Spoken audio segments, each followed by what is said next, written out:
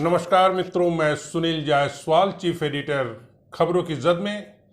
मित्रों, रूबरू कार्यक्रम में, रूबरू के इस एपिसोड में आज हम आपसे को रूबरू करा रहे हैं गोविंद पटेल जी के संबंध में आपको परिचय देने से पहले मैं उनकी कुछ कृतियों को आपके सम्मुख ला रहा हूं मित्रों। और इसके साथ साथ आपको बताते चलूं कि गोविंद पटेल जी आज भले ही छत्तीसगढ़ CSEB के PRO विभाग में प्रकाशन अधिकारी के पद पर सेवारत हैं, परंतु मित्रों यह मूलतः पत्रकार रहे हैं। इन्होंने जर्नलिज्म में मास्टर डिग्री की है और मास्टर डिग्री करने के बाद इन्होंने छत्तीसगढ़ प्रदेश के सबसे बड़ा अखबार समूह दैनिक भास्कर से होते हुए इन्होंने नई दुनिया में भी अपनी पत्रकारिता के जलवे बिखेरे हैं। और मित्रों, इनकी पत्रकारिता के क्षेत्र में इन्हें वर्ष 2009 में छत्तीसगढ़ राज्योत्सव में चंदूलाल चंद्राकर स्मृति पत्रकारिता फेलोशिप अलंकरण से सम्मानित किया जा चुका है। यह तो रही इनकी कृतित्व की, इनकी सेवा की, इनकी पत्रकारिता की से आपको मैंने रूबरू कराया।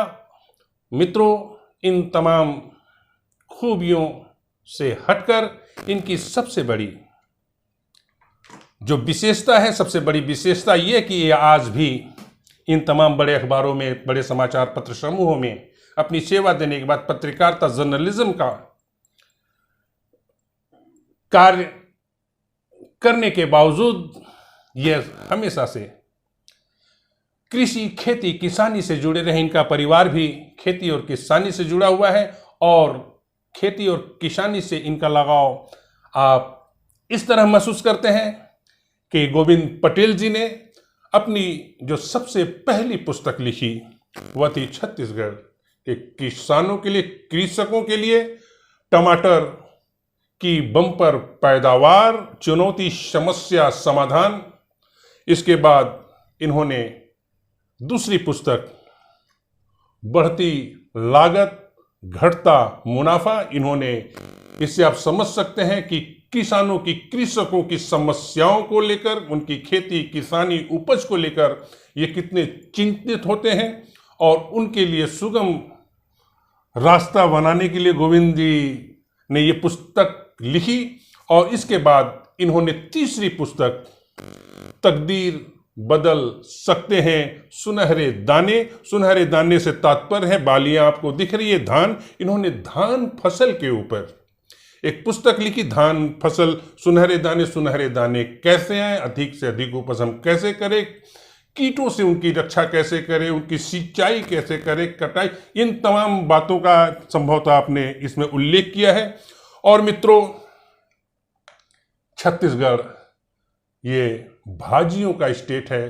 भाजी, जिसे छत्तीसगढ़ में हम भाजी कहते हैं, अन्य प्रदेशों में साग कहते हैं। तो मित्रों, जैसा कि नाम छत्तीसगढ़ प्रदेश में 36 प्रकार की भाजियां, संभवतः जो प्रचलित भाजियां हैं, जो तमाम लोग जानते हैं, इसके अलावा भी बहुत सारी भाजियां होंगी, तकरीबन 150 तो भाजियां होगी। तो इन्होंने छत्तीसगढ़ को तंदुरुस्त बना सकती है भाजी, ये चौथी पुस्तक इन्होंने लिखी। और अभी तुरंत, यानी कि मात्र 4 दिन पूर्व, प्रदेश के मुख्यमंत्री भूपेश बघेल जी ने इनकी इस पुस्तक का विमोचन किया है CM हाउस में। गोविंद पटेल जी की यह अनोखी बहुमूल्य कृति, 6 कोरी 6 आगर, 6 कोरी 6 कहने का तात्पर्य यह पुराने पारंपरिक हमारे जो मापदंड की विधियां थी, मापन की विधियां थी, गिनती अंकों की जो विधियां थी, उसमें 6 कोरी, कोरी का अर्थ होता है 20, 6 कोरी यानी 6 कोरी 6 यानी कि 126, 6 कोरी 6 आगर, तरिया और बूढ़ा नरवा यानी कि तालाबों पर। मित्रों, छत्तीसगढ़ पूरे भारत में एक ऐसा अनोखा और समृद्ध, वन से समृद्ध, खेती किसानी से समृद्ध, जिसे कि धान के कटोरा भी हम कहते हैं। और छत्तीसगढ़ में तालाबों का जो महत्व है तो समूचे पूरे भारत में, पूरे विश्व में है, परंतु छत्तीसगढ़ में तालाबों के संरक्षण को लेकर, तालाबों के निर्माण को लेकर, तालाबों की खुदाई कराने की परंपरा प्राचीन कलचुरी कालीन वंश से भी बहुत आगे। जब से हम छत्तीसगढ़ के इतिहास को पढ़ना शुरू किया, जानना शुरू किया, तब से हमें छत्तीसगढ़ में तालाबों का इतिहास हमें मिलता है। और 6 कुरी 6 उस कहने का अर्थ उस समय जो राजे रजवाड़े जमींदार रियासतें जो होती थी, गांव के जो बड़े जमींदार होते थे, गांव के जो मुखिया होते थे, उन तमाम में यह परंपरा रही है कि वो तालाब खुदवाते रहते थे। और तालाब खुदवाने का कारण यह कि उस समय जो पानी, पीने की पानी, सिंचाई के लिए, निस्तारण के लिए सबसे प्रमुख पानी की उपादेयता तालाब को ही मानते थे। तो आइए मित्रों, अब हम सीधे आपसे जोड़ते हैं, रूबरू कराते हैं। गोविंद पटेल जी, आपका बहुत बहुत बहुत बहुत स्वागत। जी, धन्यवाद। पटेल जी, लोग किस्से, कहानियां, उपन्यास, कविताएं या अन्य बहुत सारे विधाओं पे पुस्तकें लिखते हैं। आपने क्या यह वजह है कि आपने पुस्तकें लिखनी शुरू की, पुस्तकों का लेखन शुरू किया, तो आपके अंदर जो कॉन्सेप्ट आया वो सीधे खेती और किसानी की तरफ, क्या वजह है? मैं ग्रामीण परिवेश का व्यक्ति हूँ। मेरी शिक्षा दीक्षा यहाँ से 50 किलोमीटर दूर धमधा गांव है, वहाँ पे हुई है। वहीं से मैं निकलकर पत्रकारिता में आया और अपने आसपास की चीज़ों को देखता था। तो मैं खबरों में भी ग्रामीण पत्रकारिता ही मेरा प्रिय विषय होता था। जी जी जी। अब चूँकि पत्रकारिता से परे मुझे कुछ लिखने की प्रेरणा हुई, तो मुझे लगा कि गांव के बारे में, किसानी के बारे में, खेती के बारे में, जिस पे बहुत ज़्यादा लोग नहीं लिख पा रहे हैं, उस पे लिखा जाए, ताकि उनकी समस्याएं सामने आए, उनकी खासियत सामने आए, उनको एक दस्तावेजीकरण हो उनका। अच्छा। इस दिशा में मैंने इसका तो दस्तावेजीकरण तमाम फसलों, जिन फसलों की, जैसे कि भाजी हो गई, धान के दाने हो गए, इन तमाम के दस्तावेजीकरण भी किया लेखन के साथ। इन पुस्तकों की क्या खासियतें हैं, जो आपने पुस्तकें जो आपने लिखी है? मैं सभी पुस्तकों के बारे में क्रमशः आपको परिचय कराता हूँ। ये किताब है टमाटर की बम्पर पैदावार। जी जी जी। 2017 में इतनी अधिक पैदावार हुई थी दुर्ग जिले और पूरे छत्तीसगढ़ में कि लोगों को, किसानों को बिल्कुल दाम ही नहीं मिल रहे थे। लोगों ने सड़क पे फेंके, ट्रैक्टरों से चलवा दिया था इस तरह के। ट्रैक्टर जो है टमाटर धमधा में इस तरह से बिखेरे गए थे। तो उसी दिन से मुझे एक प्रेरणा मिली कि क्यों ना इस समस्या को राष्ट्रीय स्तर पे लोगों के बीच ले जाया जाए, ताकि जो नीति निर्माता है और जो हमारे नीति बनाते हैं उनके ध्यान में जाए कि टमाटर उत्पादन इतना अधिक होता है, तो उस दिशा में काम हो। तो इसीलिए हमने इसका चुनौती, समस्या और समाधान, अभी क्या क्या चुनौतियां हैं किसानों के सामने, क्या समस्या है, इसको फेंकना क्यों पड़ रहा है, मार्केटिंग क्यों नहीं हो पा रही है, जो अधिक उपज हो जाती है, जो किसान मजबूर, और इसका समाधान क्या है? जो अधिक उपज हो जाती है, उनको जो किसानों को फेंकना पड़ता है, उसका समाधान आपने क्या सुझाया सरकार को या किसानों को? इसमें 2-3 चीजें मैंने प्रमुख रूप से रखी थी। एक तो इनकी मार्केटिंग की व्यवस्था बहुत अच्छी नहीं है जी। मार्केटिंग की व्यवस्था हो जाए यदि, तो ये देश भर में कोने कोने में जा सकता है। अभी भी जाता है, पाकिस्तान, बांग्लादेश, नेपाल, यहाँ के टमाटर जाते हैं, लेकिन उस मात्रा में नहीं जाता जिस हिसाब से मंडी हो जाए जी। एक तो मंडी हाईटेक मंडी हो जानी चाहिए टमाटर की। तो जैसे अब ये पुस्तक कब आपने लिखी थी? ये 2017 में। 2017, करीब 5 वर्ष का वक्फा गुजर चुका है। तो आपकी पुस्तक से प्रेरणा लेकर छत्तीसगढ़ की सरकार ने, यहाँ के स्थानीय व्यापारियों ने कुछ उस तरह की व्यवस्थाएं ली क्या? नहीं, एक तो अभी की स्थिति में किसानों के खेत में मंडी पहुंच गई है।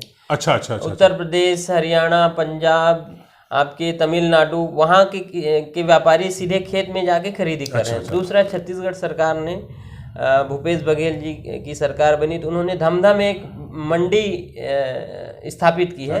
और उसका निर्माण लगभग पूर्णता की ओर है। 6 महीने या साल भर में उसका उद्घाटन हो जाएगा। बहुत धन्यवाद। और इसके अलावा फूड प्रोसेसिंग का भी सेंट्रल गवर्नमेंट ने शुरू किया। शिमगा में एक टमाटो सॉस की फैक्ट्री चालू हो चुकी है। वहाँ पे शिमला मिर्च है और दूसरे फलों के हैं, पपीता है, केला है, इसकी प्रोसेसिंग शुरू हो गई है। तो उस दिशा में थोड़ा सा ध्यान गया है सरकार का, राहत का। दूसरी किताब मैंने ये लिखी है धान के ऊपर।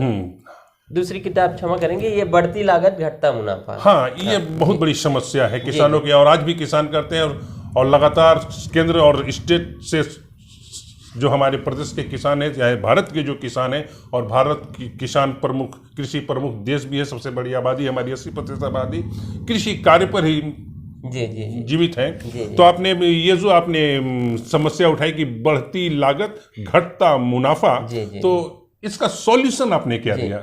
किसानों के सामने समस्या वही है कि उनकी लागत बढ़ती जा रही है अभी, चाहे डीजल के मामले में हो, चाहे खाद के मामले में हो, चाहे मजदूरी के मामले में हो, चाहे अन्य जो भी उनको आदान सामग्री लगती है, जी जी जी। उन पे उनकी लागत इन्वेस्ट बढ़ते जा रहा है, लेकिन उस हिसाब से उनको उसका लागत का मूल्य नहीं मिल पा रहा है। तो उन समस्याओं को ध्यानाकर्षण इस किताब में मैंने किया था। और तो उसमें आपने क्या रास्ते सुझाए कि उनका जो लागत हो या तो कम हो, जी या फिर जो लागत हो उसका रिटर्न उन्हें मिल जाए? तो आपने इन दोनों में से कौन सा रास्ता आपने? जी, इसमें मध्यम मार्ग चलने का वो किया है इसमें हमने। और इसमें हाईटेक खेती तो आवश्यक है, लेकिन उसमें अपन और कैसे कम चीजें करके जैविक खाद के माध्यम से या जैविक के माध्यम से, तो जैविक खाद के माध्यम से तो फिर उपज के सुनते हैं उसमें फर्क पड़ता है, उपज कम आपने शुरू के 3 साल में होता है, फिर धीरे से लेकिन उस दिशा में जाना पड़ेगा, तभी ये लागत घट सकती है। और मुनाफा कैसे बढ़े, इसके लिए मार्केटिंग स्ट्रेटजी, उसको कैसे दूर तक पहुंचाएं, इस सब बारे में इस पे लिखा हुआ है। जी, बहुत धन्यवाद। और इसके बाद तो तीसरी किताब है तकदीर बदल सकते हैं सुनहरे दाने। सुनहरे धान जी। छत्तीसगढ़ में लगभग 90% किसान हैं जो धान उगाते हैं। जी। धान उगाने का कारण ये है यहाँ पे कि यहाँ जो बारिश होती है, मानसूनी बारिश बहुत अधिक होती है, 1200 से 1500 मिलीमीटर साल भर में होती है, और साल भर में ना कहें तो 3 महीने में होती है। और इतनी बारिश होती है कि दूसरी फसल हम ले ही नहीं सकते धान के अलावा, क्योंकि धान पानी में खराब नहीं होता, दूसरी फसलें खराब हो जाती है। दूसरा, यहाँ छत्तीसगढ़ के खेतों की बनावट ऐसी है कि उसमें बड़े बड़े मेड़ होते हैं, जो पानी को इकट्ठा करते हैं, रोक के रखते हैं। तो बारिश के पानी का बहुत अच्छा उपयोग हो जाता है कि बारिश का पानी रुक जाता है, उस पानी से धान की खेती हो जाती है। इससे ग्राउंड वाटर भी रिचार्ज हो जाता है। तो छत्तीसगढ़ के लिए धान की खेती वरदान है। पंजाब, हरियाणा, वहाँ जहाँ ट्यूबवेल से खेती करते हैं, सिंचाई करते हैं धान में, वहाँ के लिए जरूर नुकसानदायक है। लेकिन छत्तीसगढ़ के परिप्रेक्ष्य में यहाँ के जो मानसून है मैंने धान की खेती के लिए अमृत के समान। अच्छा, ऐसा बताया जाता है कि छत्तीसगढ़ में करीब 24,000 किस्म जी छत्तीसगढ़ धान है। जी छत्तीसगढ़ की विविधता यह है कि यहाँ पे 23,500 से ज्यादा अलग अलग प्रजातियों के धान हैं।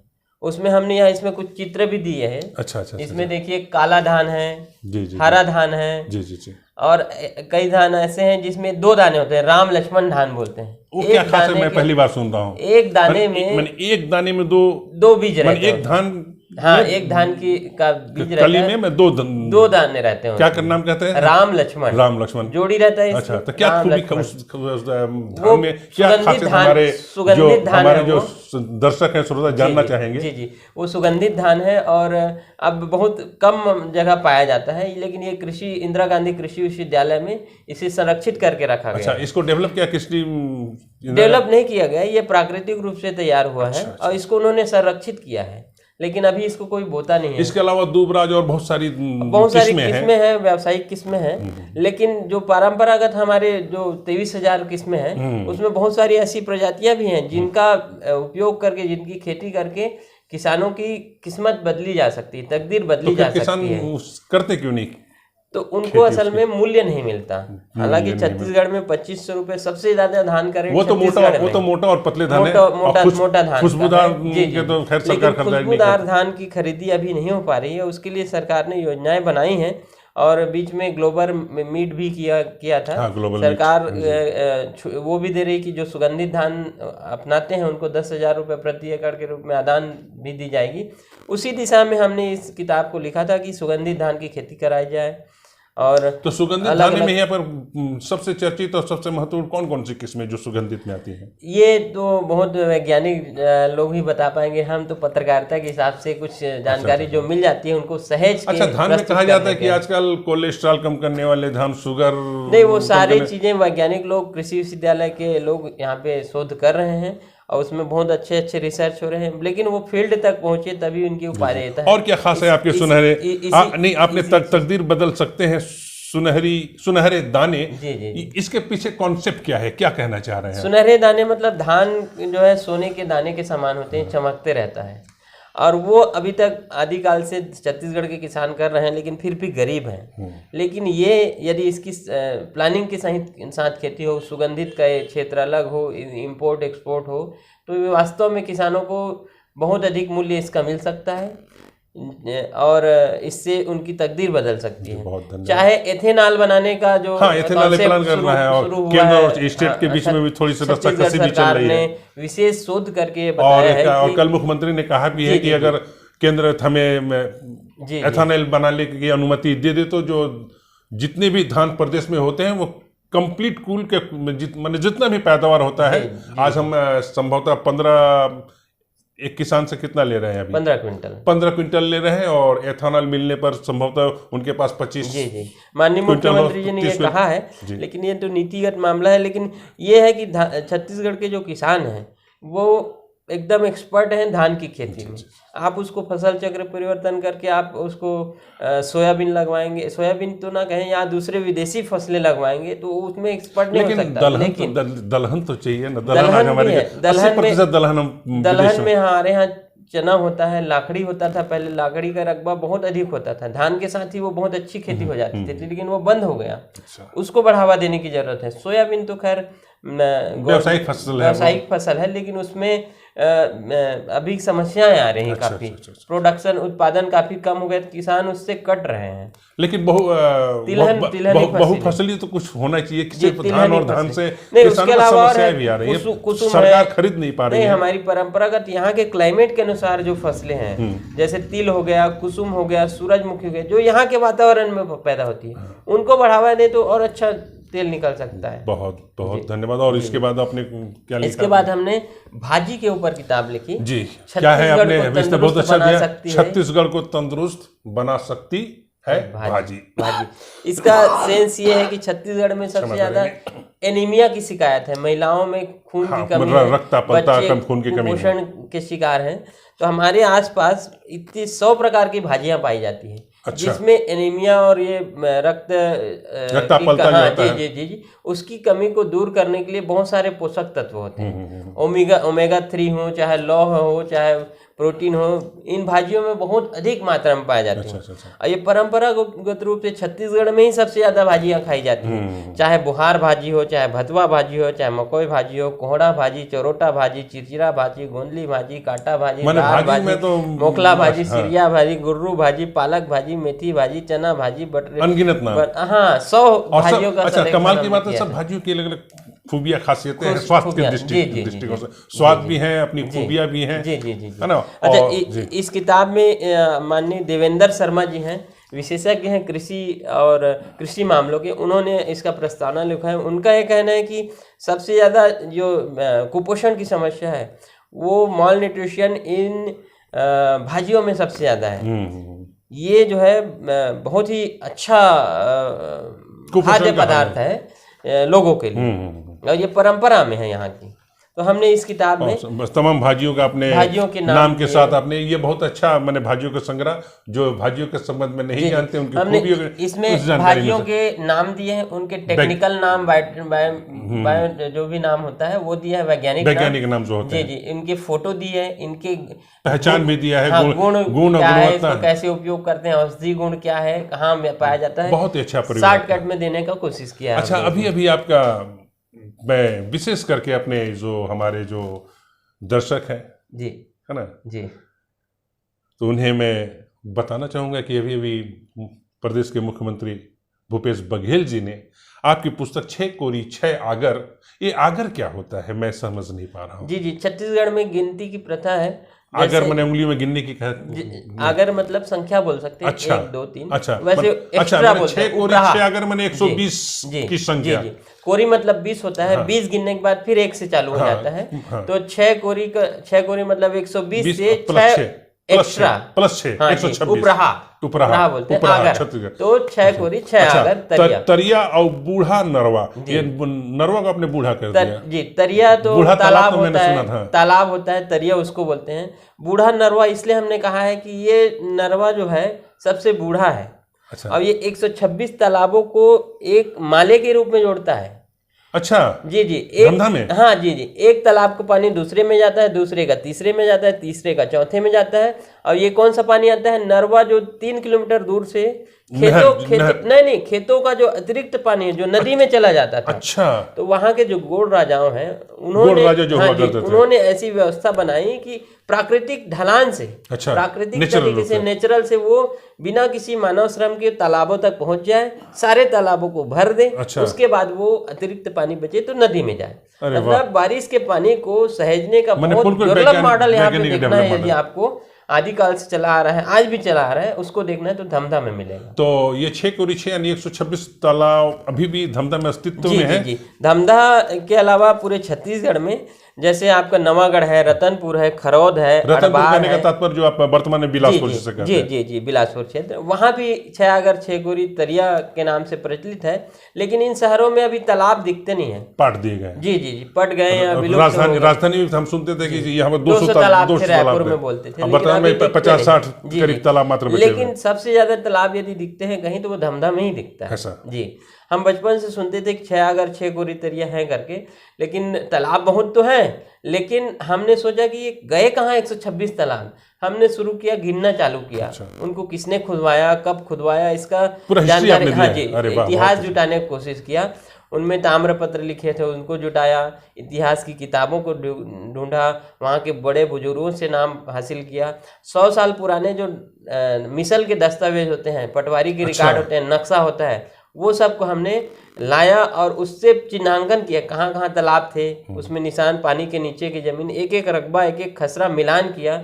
तब हमको इसमें 126 में से 121 तालाबों के अवशेष मिले हैं। एक जगह कुछ बोरिंग का आपने उल्लेख किया है। 126 में से 121 तालाब में से 70 तालाब अभी भी धमधा में ऐसे हैं जहां पानी भरता है पूरा लबालब। अच्छा, उसी प्राकृतिक स्रोत से? जी जी जी, नहीं, वो स्रोत से तो लगभग 15-20 तालाब में भरते हैं, वो स्रोत अब टूट गए हैं। अच्छा, उसको पुनर्जीवित करने की जरूरत है। हमने यहाँ पे ये भी दिया है कि ट्यूबवेल से पानी अपने आप निकलता है, ये उसी नाले के किनारे का ट्यूबवेल है। उसमें इतना फोर्स है, नेचुरल फोर्स है कि आपको बगैर श्रम का बारिश के दिन में बिना श्रम का पानी अपने आप बाहर। अरे बहुत अच्छी बात। जी जी जी जी, तो यानी वहाँ की कृषि भी बहुत समृद्ध होगी फिर? जी जी, कृषि भी बहुत समृद्ध है। टमाटर की खेती अच्छी थी, धान की और सब्जियों की खेती के मामले में तो टमाटर खासकर धमधा बहुत प्रसिद्ध है। तो हमने इसमें पूरे 126 तालाबों के निर्माण के बारे में दिया है, कब, कौन सा खसरा नंबर में है, कितना है जमीन है, और किस गौड़ राजा ने उसका निर्माण करवाया, किस राजा ने या किस व्यक्ति ने निर्माण कराया, उसका नाम ये क्यों पड़ा, ये दिया है। इसके साथ साथ हमने ये भी दिया है कि तालाब यूं ही नहीं बने थे, ये उनकी जीवनचर्या का था, उनकी आजीविका के स्रोत थे। अच्छा, जैसे पनवाड़ी होता है, पान जो बेचते हैं, जिसको बरेट बाड़ी बोलते हैं, वहां पे 20 ऐसे तालाब थे जो छोटे छोटे तालाब थे, उसके किनारे में पान के बगीचे होते थे। पान की बाड़ी कहते हैं। पान की बाड़ी होते थे। अब वो पान की बाड़ी नागपुर में जाके बेचते थे। अच्छा, तो उनके आजीविका का साधन आज भी बचे हुए, लेकिन अब तालाब पड़ गए, वो वाले बरेट बाड़ी वाले, पान की खेती भी खत्म हो गई। पान की खेती भी खत्म हो गई। इसके साथ जो मछली पालन करते हैं, ढीमर समाज की आबादी बहुत ज्यादा है। तो मछली पालन तो बहुत होता है जी, बहुत होता है। इसके साथ साथ और भी बहुत सारे जो उनसे जुड़ी चीजें हैं, उसको हमने इनमें बताया है। इसमें एक सिक्के का अपने स्वर्ण मुद्रा, हाँ, ये इतने चांदी का सिक्का है। ये गोपालीन तालाब था वहाँ पे। अच्छा। हम लोग वहाँ पे काम करते हैं धर्मधाम गौरवगाथा समिति के नाम से। अच्छा। तालाबों के संरक्षण के नाम से, इतिहास के पुरातत्व के नाम से। तो हमें उस तालाब में एक लकड़ी का ठूठ दिखाई दिया था। वो जैसे क्या है, ठूठ जो विवाह तालाबों का जो विवाह से जुड़ा हुआ है क्या? नहीं, तो असल में मुरुम खोद रहे थे वहां से। अच्छा। खदान जैसे समझ रहे थे लोग। तो खुदाई में पता लगा वहाँ लकड़ी का ठूठ है। हमारी समिति ने उसको देखा तो हमको लगा ये बीच में खंभा है, स्तंभ है। तो हमने उसको पूरा खुदवाया, लगभग 10 फीट गहरा वो स्तंभ था। अच्छा। उसको निकाला तो उसके भीतर ये चांदी का सिक्का मिला। अच्छा। जी जी जी, और ये 250 साल पुराना सिक्का है। इसका मतलब ये है कि वो 250 साल पुराना ये तालाब बना होगा। इस सिक्के को हमने पुरातत्व विभाग में महंत घासीदास संग्रहालय में जमा करवाया और उस स्तंभ को पुनः स्थापित करवाया स्तंभ के रूप में, ताकि उसकी पहचान तालाब के रूप में बनी रहे। अच्छा, स्तंभ की बात कहा तो ये मैंने कि प्राचीन काल में जो छत्तीसगढ़ में तालाबों का जो खनन कराने का, तालाब खुदवाने का, तो उसमें स्तंभ गाड़ने की भी परंपरा हमें देखने को मिलती है। तालाबों की विवाह, और जब तक तालाब की विवाह नहीं कराते तब तक तालाब को शुद्ध नहीं माना जाता, उसके पानी का हम प्रयोग नहीं कर सकते। ऐसी क्या खास बात?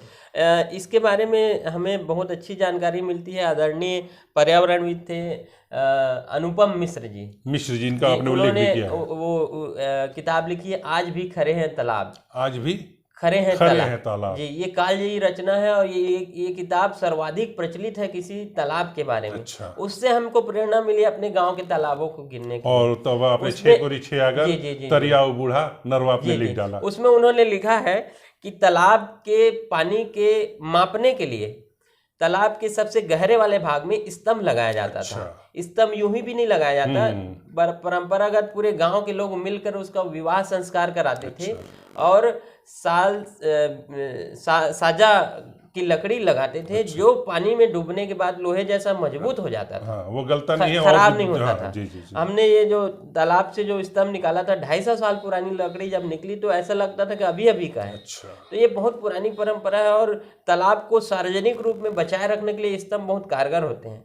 जब किसी तालाब में स्तंभ नहीं रहता तो लोग उस पर कब्जा करने की कोशिश करते हैं, पाट देते हैं, मलबा डाल देते हैं, घर बना लेते हैं, खेत बना लेते हैं। लेकिन जितने तालाबों में स्तंभ है वो आज भी यथावत है। और तालाब यूं भी भूजल भूगर्भीय जो जल उसको रिचार्ज करने के लिए तालाब की जरूरत है। बारिश के पानी को अगर तालाब ही रिजर्व करते हैं और रिजर्व करने के बाद उसको भूगर्भीय जल को रिचार्ज भी करते हैं। बहुत अच्छा लगा गोविंद पटेल जी आपसे मिलके। और मैं साथ साथ दर्शकों को आपको बताते चलूं कि गोविंद पटेल की जो पुस्तकें हैं बहुत कम कीमत में 20-25 रुपये में उपलब्ध हैं।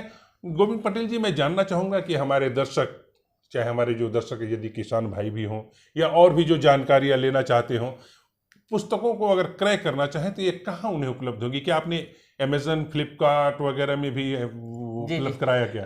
ऑनलाइन तो मेरी पहुंच नहीं है इन किताबों की, लेकिन यहाँ पे पुराना बस स्टैंड में है, रामचंद्र बुक डिपो वगैरह में मिल जाती है, या लोग मुझसे सोशल मीडिया के माध्यम से संपर्क करते हैं तो उन तक पहुँचा दिया जाता है।